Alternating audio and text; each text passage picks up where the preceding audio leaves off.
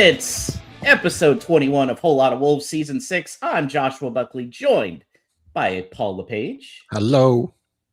Danny on the socials in Baltimore. Hello. And joining us from the Netherlands, our producer, Mr. Alex Patakis. Hello. Well, over the festive period, we saw a 2-1 loss to Liverpool, which had a strong second half. And then we saw a 1-1 draw at Old Trafford against Manchester United. But of course, we have to start off with, boys, we won a game. We won a game. I'm opening up the Esferzo cab. Let's go. Oh, my God. Not only did we win, we got 3-0 with a clean sheet against West Ham. Boy, oh boy, Paul, how good did this feel? It did. Like, we can actually just have an episode. We can put everything of this season just on the back burner and just forget about it and enjoy a show of talking about a league victory and everything that came with it. I was made to go to the mall yesterday. So I actually showed some pride, put my jersey on because I could walk around without the paper bag on. And I had one comment say, you don't see many of those jerseys in America. And another one who said, good win for your boys today. And I said to him, yeah, but it makes a change. And he laughed. So it was nice just having that, just being happy and content at a league win this season. Yeah, I definitely wore my hat yesterday proudly. Wolves. Alex, what's going on in the Netherlands? Have you been, did you sport today your Wolves kit? Proudly wearing a hat as well, which is nice. To be fair, it's kind of my standard dog walking attire, just throw on the Wolves hat in the morning. But at least this time I didn't have to do so and hope that nobody says anything about Wolves. Are you kidding? Which is good. And the festive period was actually, at least for me, very easy because Liverpool and Manchester United, pretty easy to catch that game, even at that isn't necessarily a Premier League specific kind of bar. So that was nice. So the settling in mid-period has been a little easier because of that. Guys, this is good wine. This 1-pack Sauvignon Blanc. It's aged now, yeah. having waited. Yeah, it is aged. So, what a start yesterday. It was 3-0 in the first half. Hwang legacy game, Danny. He had an assist. He had a PK. Was busting his butt out there. How about that? Oh, yeah, absolutely. And we're going to talk a lot about him because I had a peek at the questions that came in. No, I mean, it's exactly what we hope that he does every game. I think you have to caveat everything with this game with, it was against West Ham. And also, we will need to be more consistent in the future. But yeah, I don't know how many times have we said it on here that having him deep or having him wide just is not helpful. And no surprise that the way that he made himself dangerous in this game was by being very close to the box and receiving the ball and laying it off and making quick decisions, the things that we actually know that he's good at. So yeah, it was a great game for him. And if he hadn't come off a little bit early, could have even been man of the match. Another guy who came through, it's been a little rough this season, but John Arias with a goal. And Paul, I was reading today about how he switched positions for the Man U game. And now you're kind of starting to see a little bit of what we thought we were getting when we signed him over the summer. I think you could say that about the previous example of Wang is that there's such a lot to do with confidence. And the thing for the Arias one is even up to this point, everyone's been struggling to see where his best position is. Now, if Edwards has stumbled upon this or it has been in the works for a while, for however it's come about, we now seem to have that dynamic of a more central defensive midfielder, and two that you'd look at as be traditionally more forward thinking, advanced forwards, but playing in the midfield, it's certainly come to have a beneficial effect in terms of attacking output, but at the same time not leave us super exposed down the middle and put a ton of pressure on the opponent, on the defense.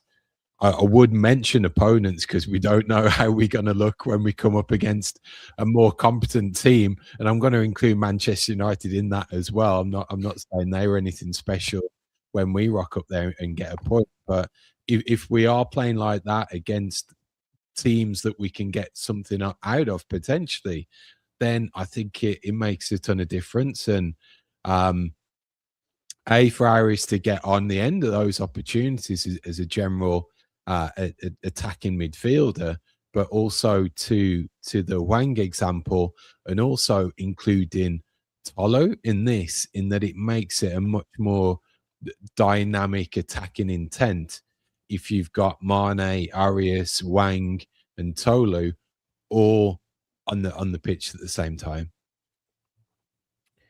Well, Danny mentioned that Hwang might have been man of the match if he lost the thing. I think we can all agree the man of the match was the new wonder kid, Mateus Mané. He had his first match.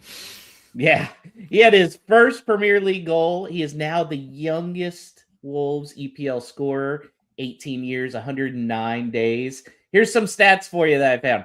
32 touches, 14 passes attempted with 11 completed, 5 recoveries, 4 tackles, 2 shots, 2 on target, 1 cross, 1 penalty, 1, and just a beautiful goal. How exciting is he to watch, Alex?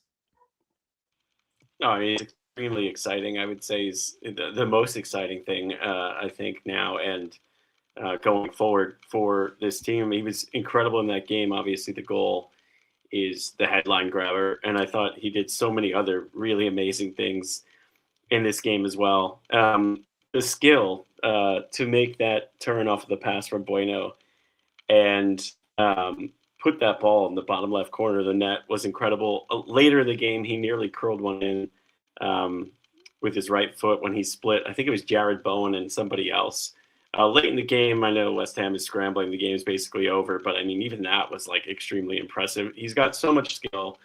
The fact that, just what was it, like 2 years ago, he's was added to our academy from Rochdale, like non-league football, and now we're talking about maybe one of the best homegrown young talents that we can remember in a really long time from Wolves, is incredible. And I just think, I think there were some really good performances in this game and a lot of players who were playing for the badge, but it just makes me wonder why he didn't play sooner. And I think I'm just so excited that I feel like there's no way he's coming off the pitch going forward, barring lack of fitness, because the most interesting thing for me, other than unless they could actually make some type of run to try to stay up, is going to be watching the development of him for the rest of the season.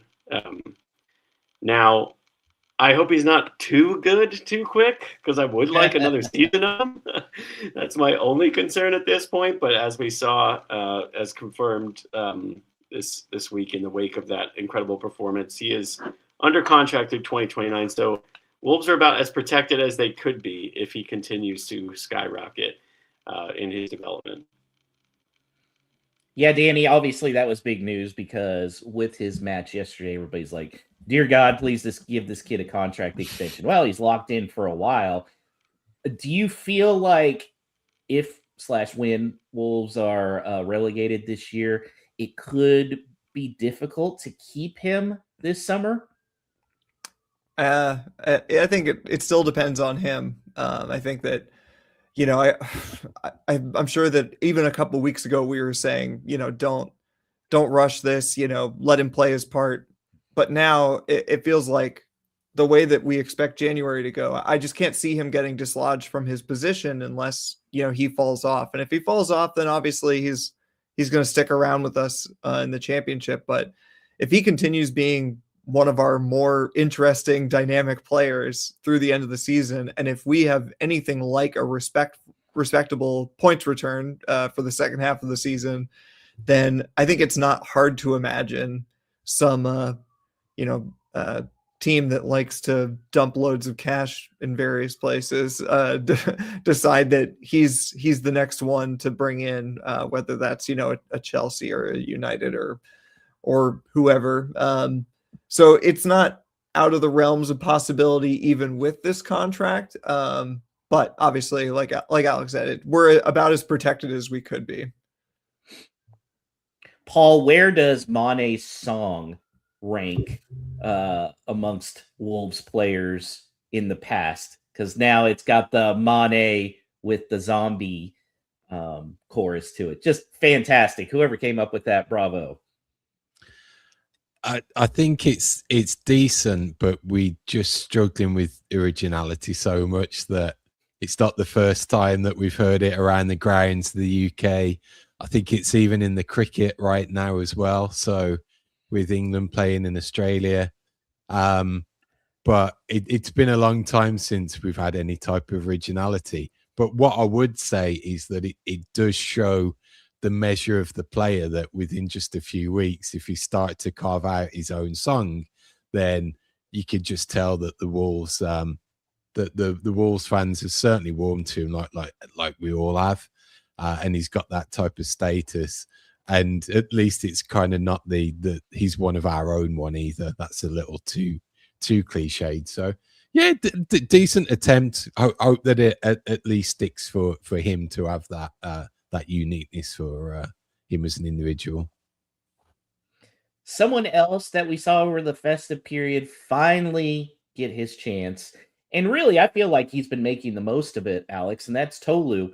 He nearly had a header to score, but really he's doing a lot of dirty work. He's being physical in there. It seems like he's giving Wolves what Strand Larson was supposed to this year. Yeah, I agree. As he's come in and he's been really good in this game. He was great. I think he does a lot of the things that we thought we would get from Strand Larson, as you said. Even on that first goal, I saw Dan Butler, who's a Wolves fan and a great analyst on Twitter. Go check it out. Just highlight his movement on that goal where Hwang had that cross into Arias, and he basically, I guess the nicest way to put it is like manipulates Kilman like a few times throughout the course of that buildup. And the run he made to the front post to basically just create the space for Arias to run in. He's doing a lot even when he's not on the ball, and that's something that, again, I don't know. You just can't question his effort either. Like you can't with Strand Larson. Mm-hmm. He won that header over Kilman as well. I will say Kilman had a rough go, which maybe that's continuing the line of former Wolves center backs who don't have a great performance against Wolves, much like when Nathan Collins kept putting goals in his own net for Brentford. That was a while ago now. I got to get over that. But yeah, he's been great. I think there's no way. I mean, if you want to decide to play two strikers, it's the only way that you get Larson back to the starting 11 right now, in my opinion. Again, barring lack of fitness, because he's giving you everything that you want. And I wasn't paying as close attention to the Nigerian national team as I know Danny was, but I just have to say I'm really thankful that they did not bring him to AFCON, which seemed like it was maybe a surprise and I'm sure a disappointment for him personally. But at this point, the way things are going at Wolves, I'm really happy for him to at least have some joy while missing out on that tournament. And it's almost like he has this chip on his shoulder now that I'm glad we can be the beneficiary of him trying to prove something, because he's been great. Danny, I feel like outside of Mané, the key to Wolves coming back up next year is going to be Tolu's performance. Yeah, Tolu or mystery striker that we bring in. I'm still not convinced that almost any of them are staying. Not that I think we'll lose every single player, but I just think that there's so much that's up in the air about who could stay and go depending on what they had in their contracts, as well as considerations about the World Cup.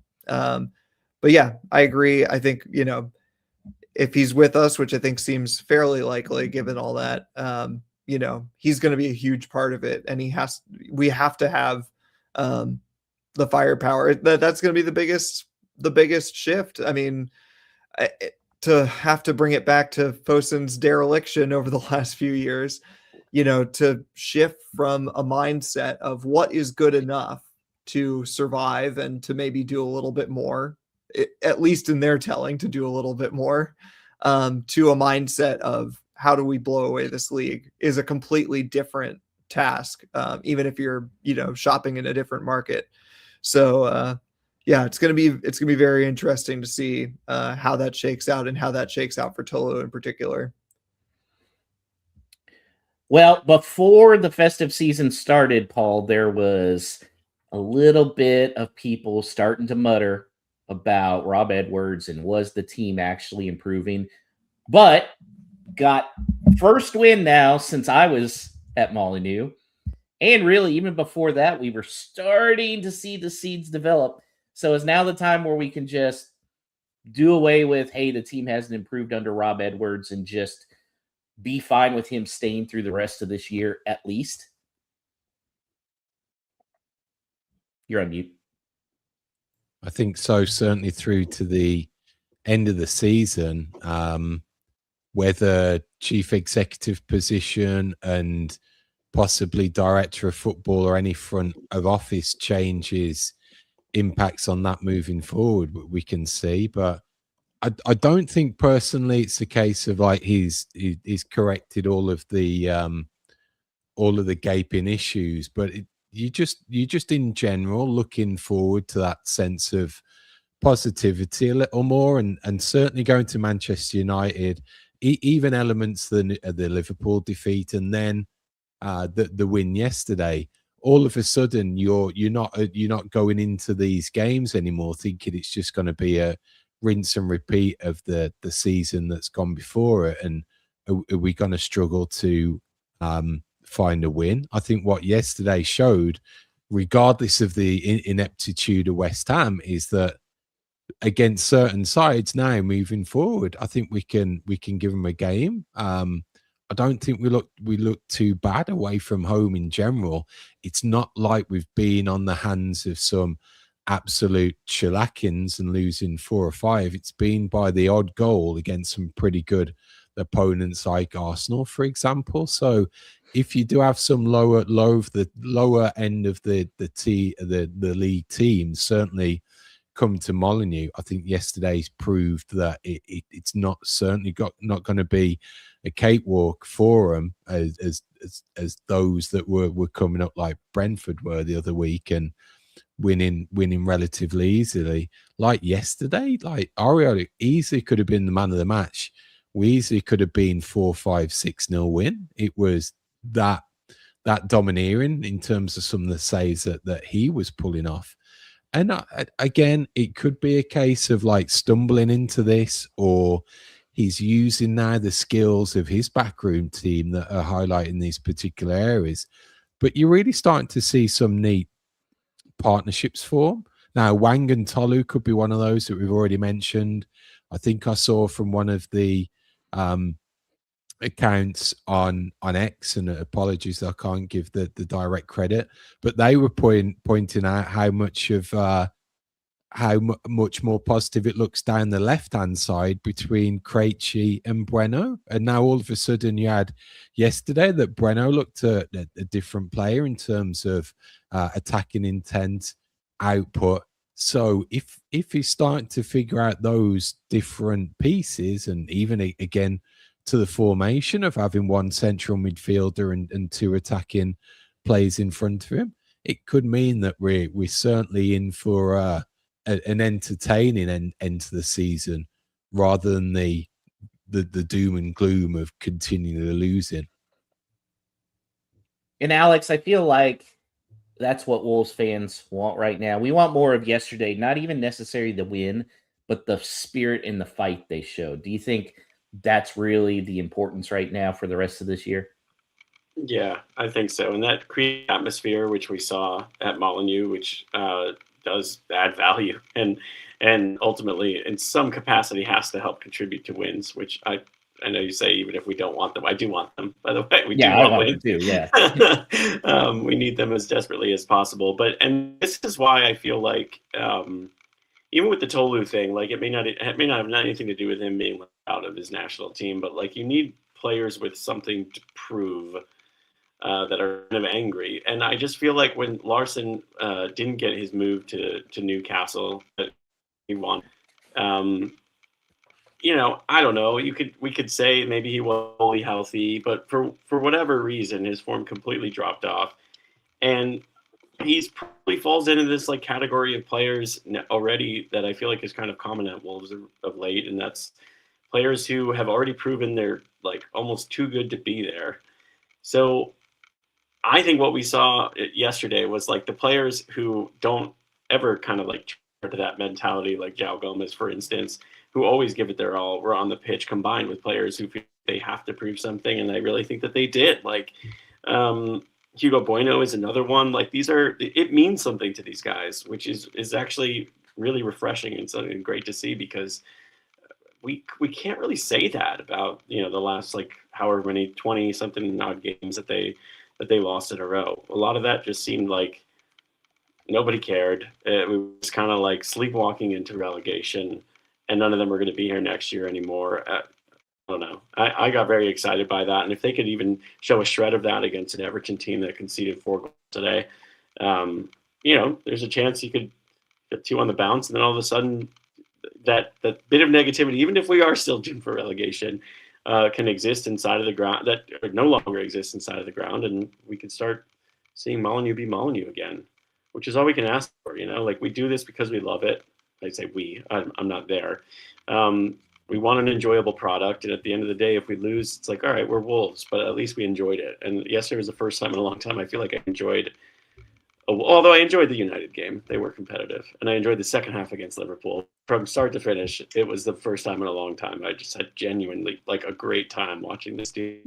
Did you enjoy the tackle Mane put in on Cunha? Oh, yeah, man. Yeah, so good. And I enjoyed Arias against United. You guys mentioned that earlier. I felt like it was almost like he was trying to do, like, I just saw a guy at number 10, like, carrying the ball all over the field against United. Like, because he did do a lot more. I feel like, I don't even look at the numbers, but I feel like his progressive must have been high in that game. I felt like he was dropping deeper to get the ball, and I was like, this is kind of like a poor man's Cunha impression against United from the season opener a couple of years ago. That even got me just these little glimpses. Like, we've been missing so much. Give us a morsel of something to be excited about, and I will latch on right away.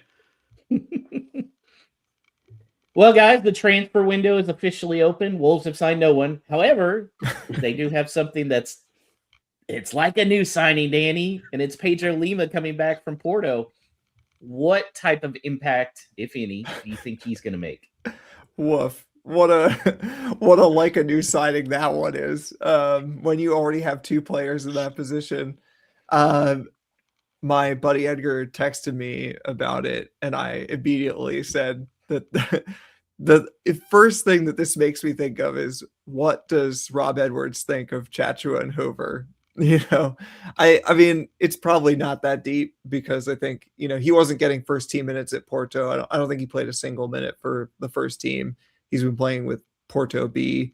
And I don't even know how many minutes he's gotten there.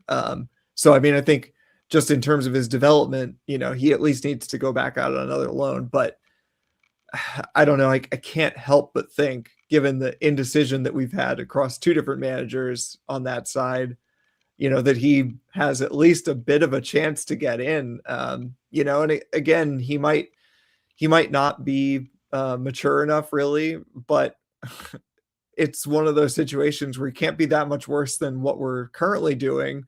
And if he shows the kind of desire and tenacity that Mateus Mané did, then he's going to be a lock for the rest of the season, just based on the fact that, mathematically, there's not a ton to fight for. And so it's really just about looking ahead to the next season. So again, if he can show anything on that side that inspires some kind of performance on the right-hand side of the field, then he's got every chance of being our starter for like the majority of the rest of the season. It's crazy to be saying that at this moment.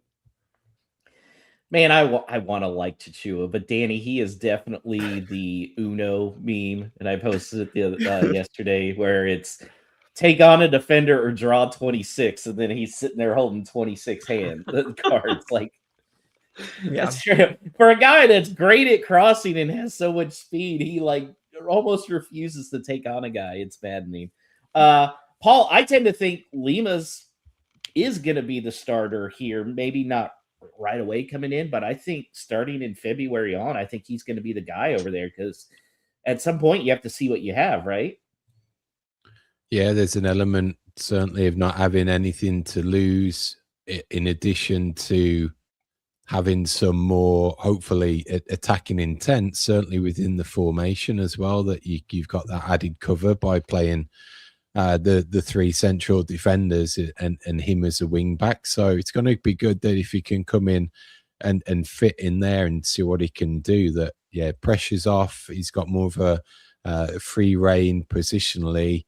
You would like to think that he'd be one as well, that if he can build on the remainder of the season, he might not be a departure in the summer, and it's one that could be a good player certainly to have if we do drop.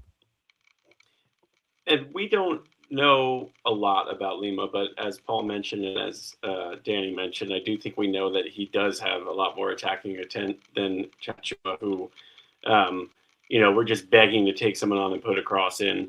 I like the idea of Lima crossing the ball into Tolu, and I feel more comfortable with a more attack-minded right wing back with recent performances from Yerson Mosquera, who is another player that's just been really kind of all over the pitch. When he's healthy, and I think starting in that right-sided role, I think that will allow somebody to, who does want to get forward a little bit more, do so without sacrificing maybe as much defensively. So I'm excited about that idea, about that pairing, much like, as Paul mentioned earlier, the Krejci and Bueno pairing on the left side is a little bit more exciting. So, yeah, I think Mosquera is another guy who's played his way in and can't leave. And if Lima can fit in and pair well with him, that we might be looking at our problems down the flanks at least somewhat resolved, when it has been a mess up until this point. Well, probably the biggest question, though, isn't going to be who comes in. It's going to be who comes out, specifically regarding JSL, Danny. There are rumors out there, maybe Everton, maybe West Ham. God, I can't imagine West Ham buying him after how they looked yesterday. What are your thoughts? You think he's gone? I kind of think he has to be. Not that I think he couldn't be reintegrated into our team and produce potentially. He seems like a okay enough guy, but it's just not working out for him. And so, I think it's one of those where it's best for both parties if he finds a move. I don't, even though I know that mathematically it's virtually impossible to stay up, I don't love the idea of him going to a West Ham or a Forest. Because they are the ones who might, in theory, be below the line at the end of the season. But I feel like he could fit at Everton pretty well, and they might be willing to pay the money that we're asking. But that's going to be the biggest sticking point, And I mean, God, we haven't even talked about our new Nathan Shee that much, but I saw on another podcast that they found, I guess Talking Wolves posted the documentation for him taking over as executive, and I think he's born in 1994 or something. I was just like, oh Lord. I just don't know. I'm so worried about their ability to accurately interact with the market, I want to get as much as we can for him, but I also don't want to carry him through the end of the season sitting on the bench. And he doesn't want that either, presumably, because there's a World Cup coming up where he would like to be Holland stand-in. So yes, I think that he has to go somewhere, probably both for him and for us. Also, it'd free up another spot for us to bring someone in. But where that is, I think, is anybody's guess right now until we know more about the price. But yeah, I think West Ham is unlikely for a number of reasons. Paul, I think the other one to keep an eye on here is I don't think we're going to have both João Gomez and Andre on this squad at the end of January. And I think we're seeing now that they can't play together and have success, at least with what Robert Edwards is trying to do. So do you think I'm correct in saying that? And if one has to go, who do you think's the one? I think worst case scenario is they both end up going, which should be pretty disastrous in terms of whether there is anything salvageable this season. Even if it ends up going down, you want players that will put in that fight, that we're able to put a few wins together. And I think certainly one of those in the formation that is found is pretty crucial, because if both depart, because they've both got their reasons with that World Cup on the horizon, they want to be doing as much as possible in order to have them in the window to secure places in that squad, because it is competitive. So I think just if now João Gomez has got the shirt and has done well in the role, and even the case more over the period of the season, in that Andre certainly hasn't hit the heights individually of some of the performance that we've seen in the past, of what he can do. I would be thinking that out the two, you may get João Gomez being content enough to stay, knowing that he's going to be playing, and knowing that he can at least shine in a bad team with the specific remit that he's got in his current role. Whereas I think Andre would have been looking for that move regardless, and I think out the two, he's probably more favourite. So we mentioned briefly there about Jeff leaving and Nathan coming in to take over. Danny, I think there was a very big tell that things are at least kind of bumping up in the right direction with Fosun there. And that was the Twitter post congratulating the shining star of Wolves fandom, Manny Singh, for being recognized by the king. But after the "don't be sad, mate," Jeff pretty much blackballed him. And if you notice, none of his stuff was credited whatsoever. Now, all of a sudden, Jeff's gone. Hey, we're seeing this again. Does this show just how horribly petty Jeff Shee was, Danny? It's probably the only kind of confirmation we're ever going to get. I don't think, Jeff Shee is going to end up writing a memoir, or anyone else who's close enough to really tell the tale. But, the things that we've heard behind the scenes, don't paint a good picture. The times that all of you have spent actually over there and interacting with people who are closer to the club, it doesn't paint a good picture. And I noticed that too immediately, that, and it was a very significant event for him, bigger maybe than some other things in the past. But even so, the complete media blackout, after the nonsense of that ridiculous email, complete with spelling errors and everything. I don't know, unmistakable, very strange. And it wouldn't be Jeff Shee if there weren't one last very strange piece of news. Yeah.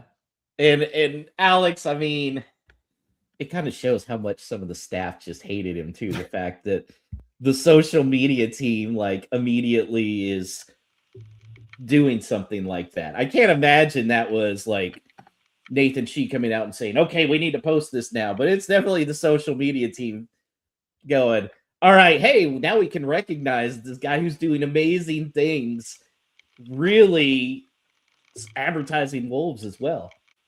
Yeah, it reeks of people going through the backlog of things that need to be corrected and smoothed over as a result of just inexplicable actions from Jeff Shee. So at least somebody was taking notes, and it's not like we didn't have a good guess that people within the organization would wince, much like we do every time she would do something like that.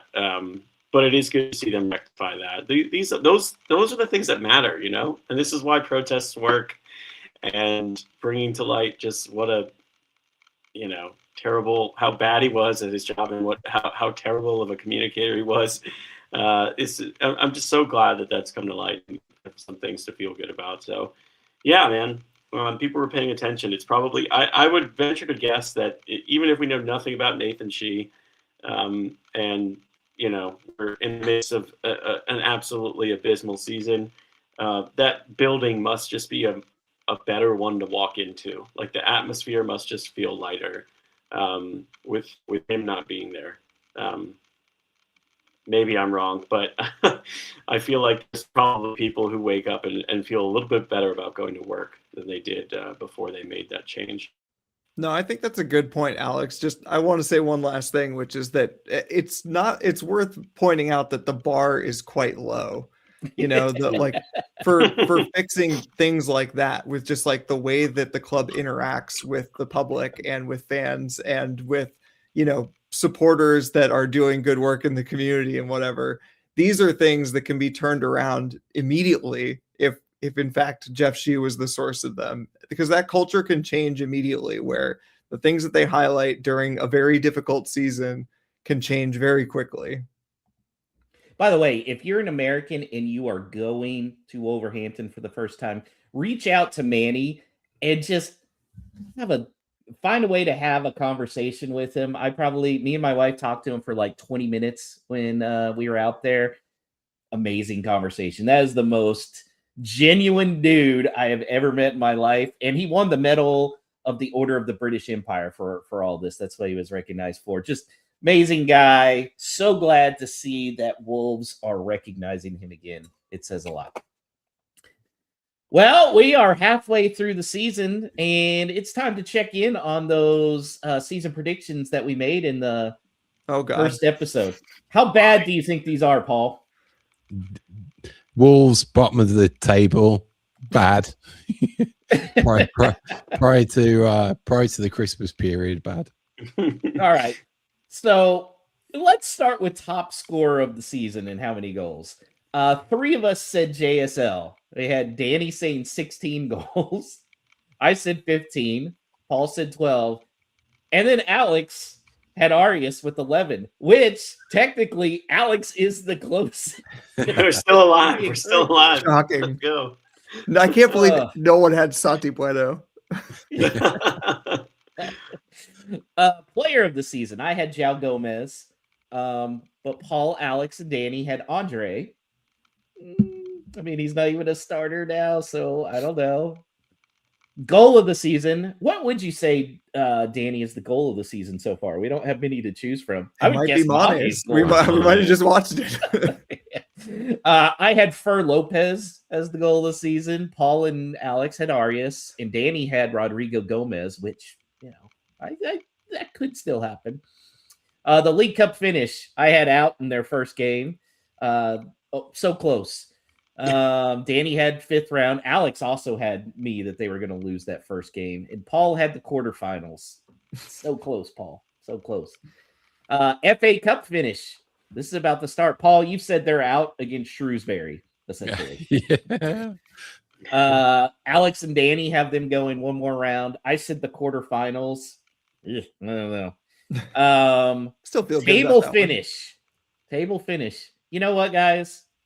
We came in with low expectations, and holy shit, they were even worse than we thought. Alex and I were the closest. We said 17th place. Danny said 16th, and Paul was way off at 15th place. So we expected a bad season, and geez. Surprise of the season. I said that Fabio would still be around, and then the new signings, one big new signing gets hurt early. Okay, I was wrong. Kind of surprised there. Paul said we're EPL's lowest payers, and we exit the League Cup on penalty kicks. So I haven't seen the payroll, but I gotta imagine we're pretty close on that. Yeah. Alex said a low atmosphere at Molyneux. Bravo, sir. And you also said near record sale.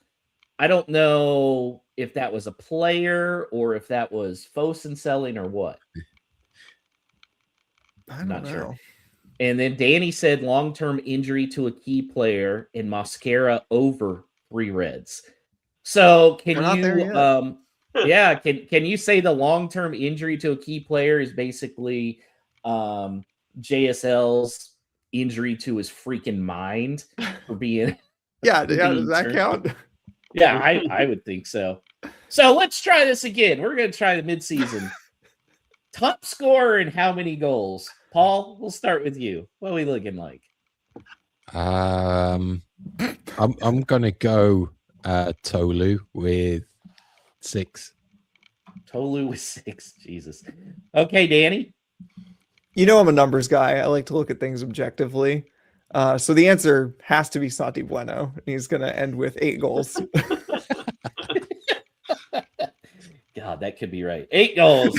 Alex, what do you think?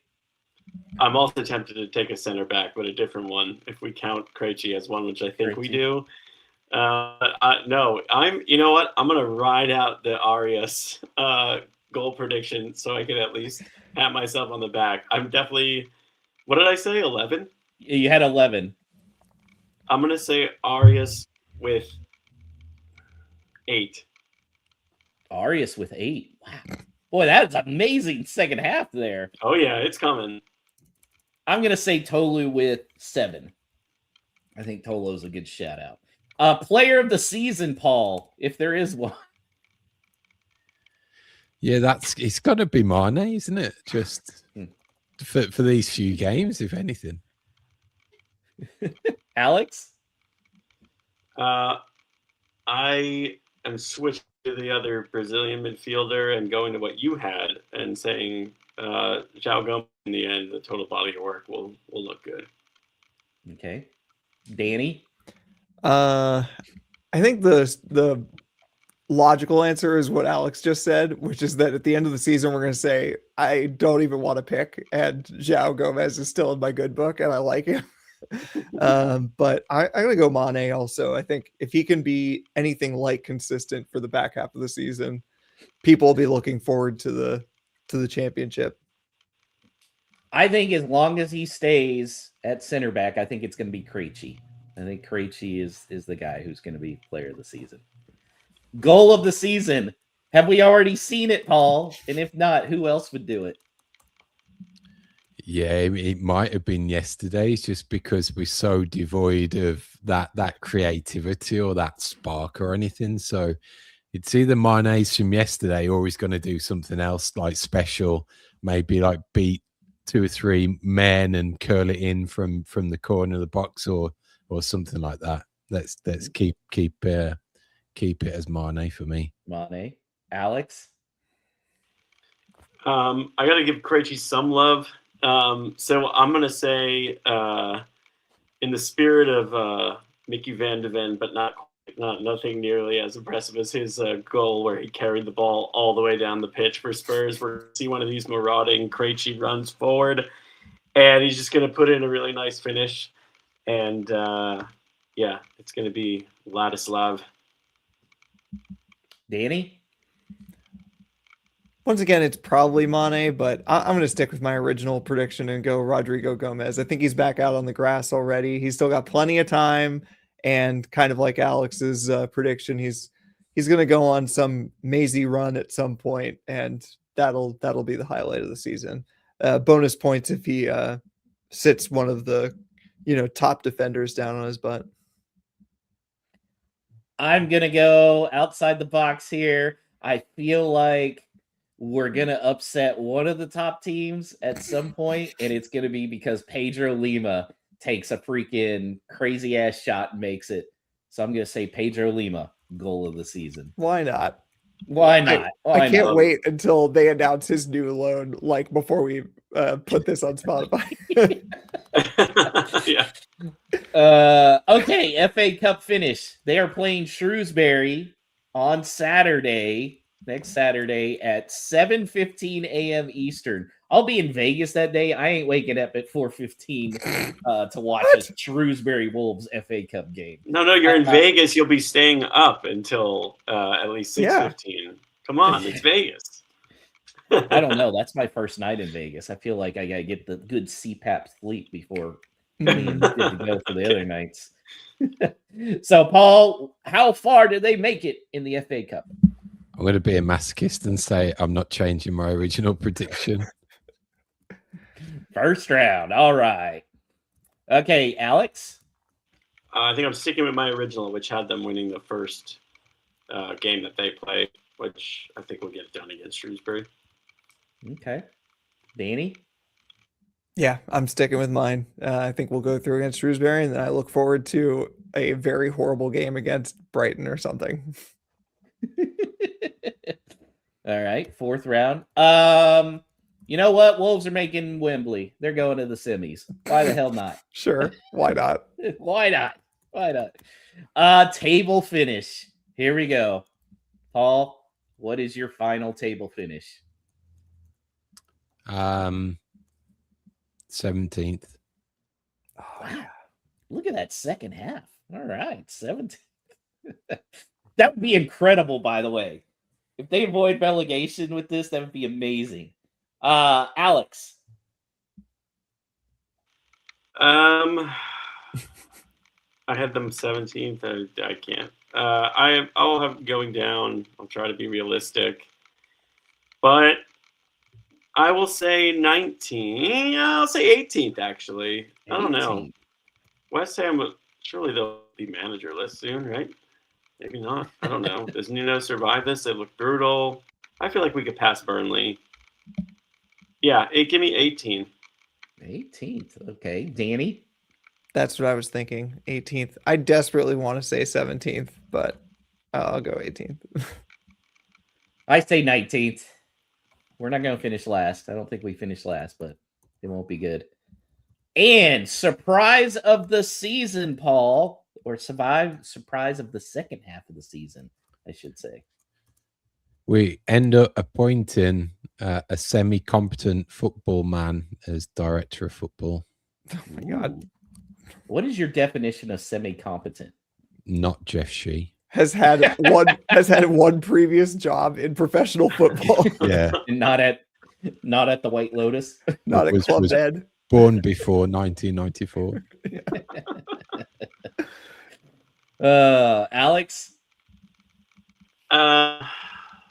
I mean, at this point, like what could even be surprising? Who could have seen any of these things coming?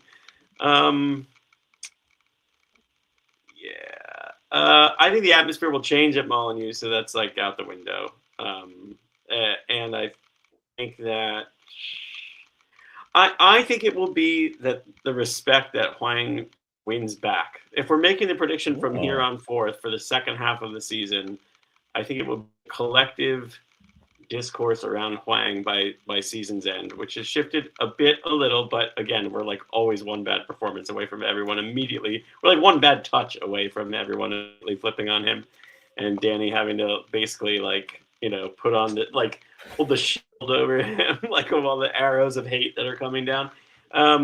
So yeah, that's my prediction. Hwang in good standing by season's end. Okay. Danny? Oh, bless you, Alex. I'm so glad you took that one, so I won't do it. And I'll save my bit on Hwang for later because I looked at the questions that came in. God, what would be surprising? I don't want this to happen, and maybe I don't actually think it'll happen, but surprising prediction. Rob Edwards is not the manager at the end of the season. Ooh. I actually think that's a pretty good one. Rob Edwards not the manager. Okay. Man, this is tough. even though I said Krejci or Tolu the top scorer, I think that a new signing that comes in will be the second leading scorer, and it's going to be that homeboy who's in Nashville, that English player. Who is it? Sturridge? Sam Surridge. Yeah, there we go.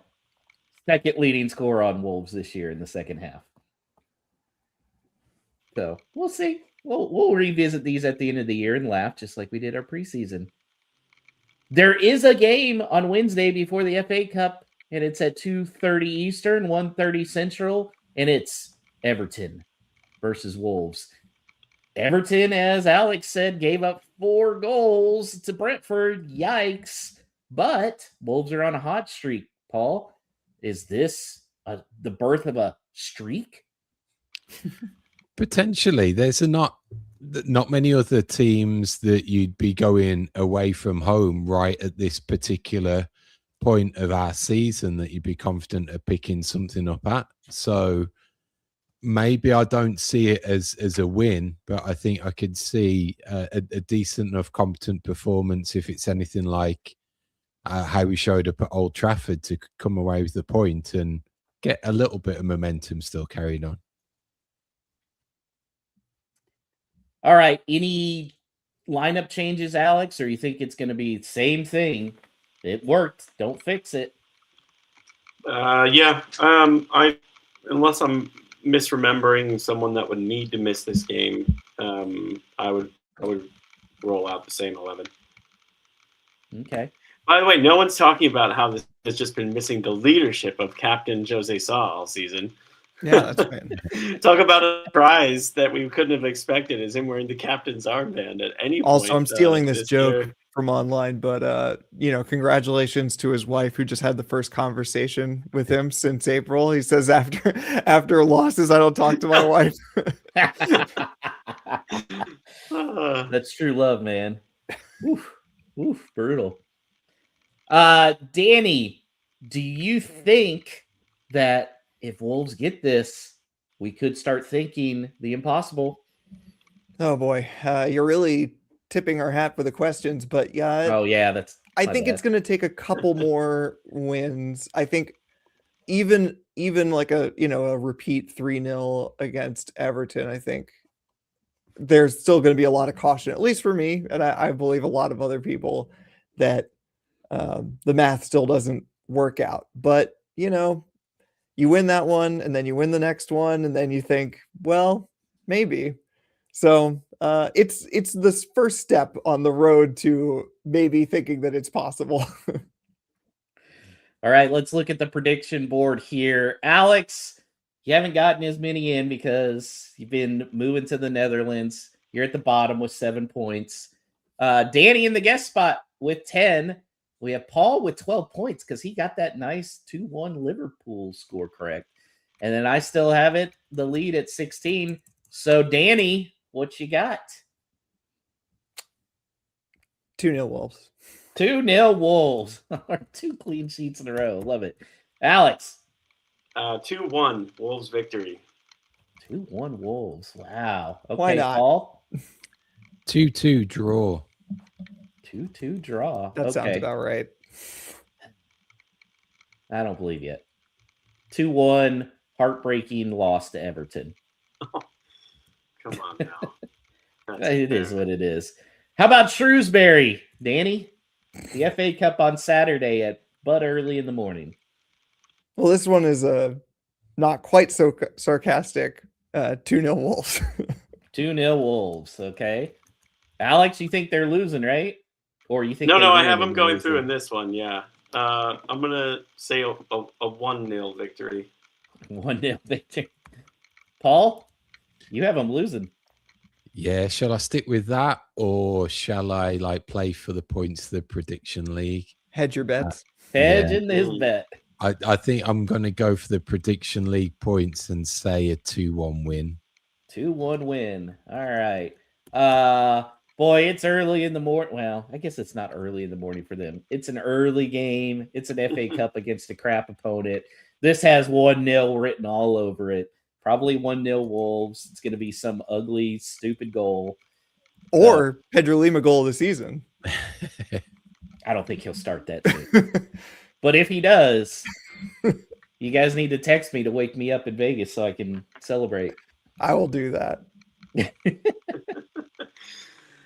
That it's come the time of the show for No Stupid Questions, where you, the listener, can ask us anything about these wonderful Wolverhampton Wanderers. You can email us at hello@wholelottofwolves.com, or you can reach us at WLW Pod on X. If you're those watching now on the live stream, we'll take your questions right away in the chat as they come in. So let's start with our friend Ryan Gray of New England Wolves on X, who simply asks, "We couldn't, could we?"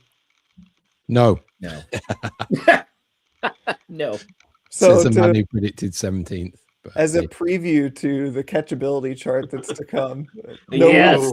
no promises. We'll have to put together some wins before there's a catchability chart. But as a preview to that, I think I've read a few sources say that essentially the way you think of it is, in order to survive, we probably need to win around 9 games. Now that's about half of the games that we have remaining. So having 50% wins is quite difficult. So the answer is pretty much no. But it's like I said for the Everton prediction, you win this one and then maybe you beat Forest somewhere. And that's the main thing, is like, if you beat Forest, if you've beaten West Ham and you keep picking up points, then you just see where you're at. But yeah, the answer is no. Now, maybe the question, though, could have been referring to Derby's or Darby's points record. Points low. Was it 12 points? 11 Yeah, points. 11. 11. So we need to get 12. We need to get 12. Break it or not break it, I guess. Not. Yeah. We need 12. I like us to not have the worst points tally at the end in the Premier League era, actually. I mean, I think that's the main thing that's happened this week, is lightening the mood. Is like, we literally just, had an increase of 200% on our points in this 1 week out of a draw and a win. So like, being on 2 and then being on 6, you're like, wait a second, we could actually get to 12. That's not crazy. Whereas before those 3 points or those 4 points, it really felt like that might be impossible. So now I'm feeling like fairly optimistic that won't happen. As long as, I don't know, as long as things don't continue the way that they always do. But yeah, no, I feel comfortable about that one. We have There's a chance. Yeah. We have back-to-back questions on Hwang. So we'll start with this one from Drew Freakin, who asks on X, do you think Wolves could get $8 million for Hwang? What about $5 million? What is the least you would accept? Or do we just take them in succession and go right into the next one, which comes from Charlotte Wolves, which kind of goes counter to the point, I think, that Drew was trying to make with his question. Has anyone contemplated that Hwang doesn't suck? He's just a werewolf. So his true talent only comes out during the full moon. Who else on this team? Well, actually, first I thought the question was about Hwang not sucking, but really about who else on this team might have mystical curses that could improve their footballing ability. So let's actually start with the focus on Hwang, who could be a werewolf. Would you take $8 million? I mean, I don't know. I feel like I'd take $8 million in half a second. I would not. I don't think I would either. I don't know. Like, I'm interested in Paul's thoughts. Yeah.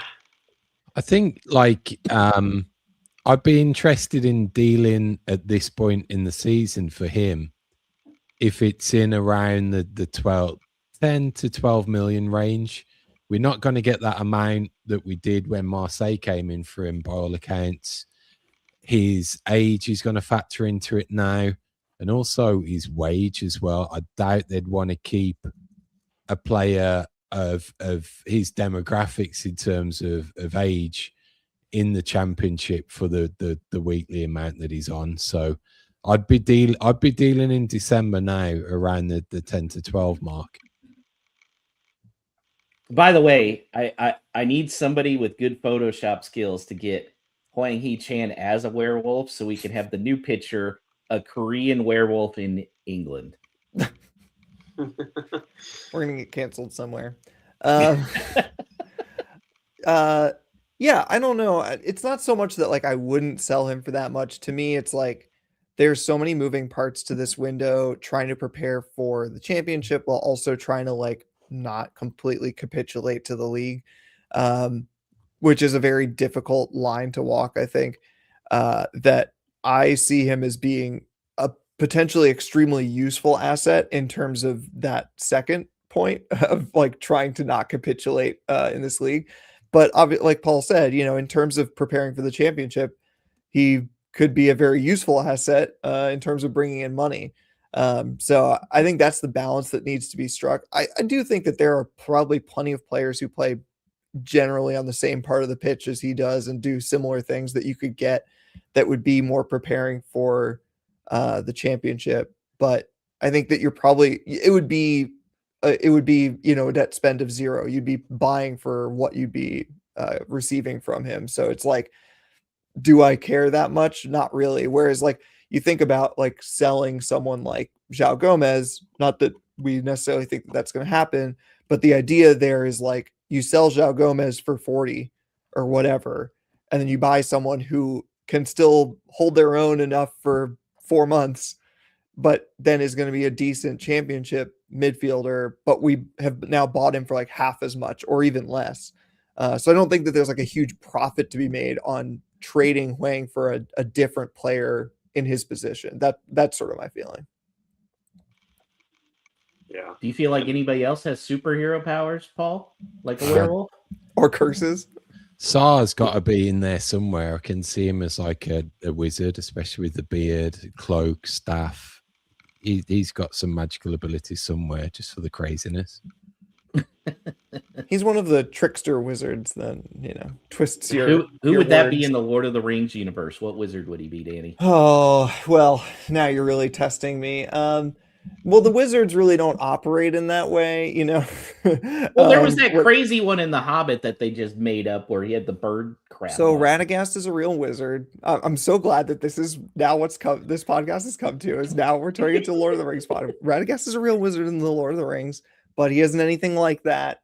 So maybe he's like that. He's like the Radagast in the Hobbit movies. But yeah, he's not a wizard in Tolkien. That's definitely the case.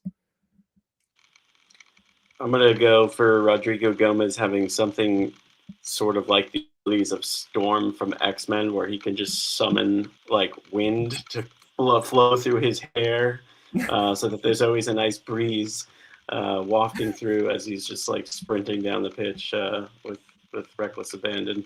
I got nothing else on that. Anyone? No. Okay. I guess that'll do it for No Stupid Questions then. Thank you for all who wrote them in. Please keep them coming. Again, hello@wholelotofwolves.com is the email address. With the form on our website. Reach us at WLWpod on X.